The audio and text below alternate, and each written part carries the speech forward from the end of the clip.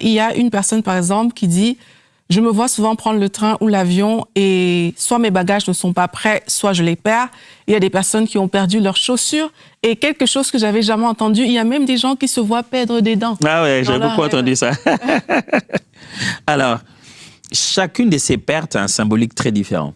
Généralement, la perte de dents, c'est un autre niveau de sagesse. C'est-à-dire que Dieu est en train de te dire que je vais t'éprouver. OK. Je vais te faire passer dans une épreuve de caractère. C'est-à-dire que le but de perdre le dent, c'est pour qu'une saison parte et qu'une autre vienne, qui sera plus mûre et plus mature, plus fort pour te permettre de résister la prochaine fois. Donc Dieu est en train de te dire qu'il y a des choses qui te servent d'appui. Je vais les prendre. D'accord. Je vais prendre ces choses-là pour lesquelles tu avais défini ta vie autour de ça, mais je vais te les prendre. Ça va être des personnes, ça va être des relations, ça va être des endroits, et je vais te les prendre pendant un moment. Ça va faire mal, mais c'est pour que je puisse faire sortir des nouvelles qui vont demeurer pendant plus longtemps. Des fois, on est dans un domaine où on perd des bagages. C'est généralement l'idée de bagages dans une pensée justement de locomotion. On prend un avion, on part, on va ailleurs.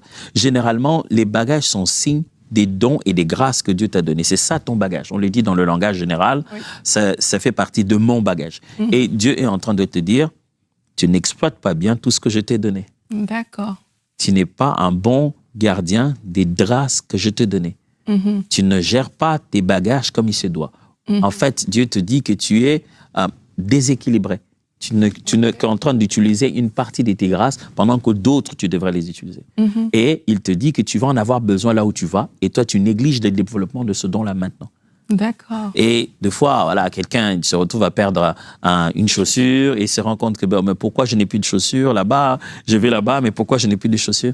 Généralement, j'ai vu souvent dans la vie, dans certaines personnes, ça a été vraiment l'interprétation du zèle. La personne a perdu son zèle, la personne a perdu sa passion pour ça. Mais j'ai vu aussi dans certaines conditions où Dieu est en train de parler à quelqu'un de la distraction.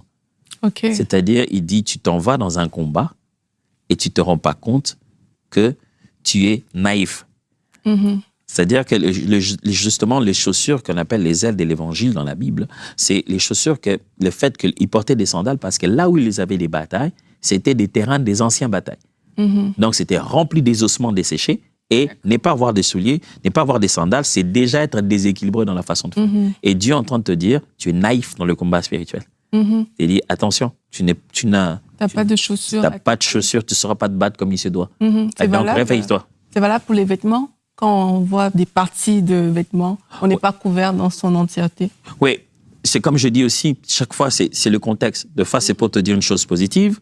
Des fois, c'est pour te dire une chose négative. Des fois pour te dire que voilà, tu n'es pas assez couvert. Des fois, des gens vont à quelques endroits et ils se rendent compte qu'ils ne savaient pas, il arrive, il est en public, il est complètement nu. Je dis, mais qu'est-ce qui se passe? Pourquoi? Et les gens le regardent, ils disent, oh, qu'est-ce qui se passe? Pourtant, Dieu entend t'éprouver, il te dit qu'il va te donner une opportunité pour laquelle tu vas parler de ce qui est en toi. Tu vas devoir t'exposer pour sauver les autres. Wow. Tu dois être obligé de témoigner fortement de quelque chose de personnel. C'est en exprimant la nudité de ton cœur que tu apporteras salut aux autres. Wow, ben, le temps...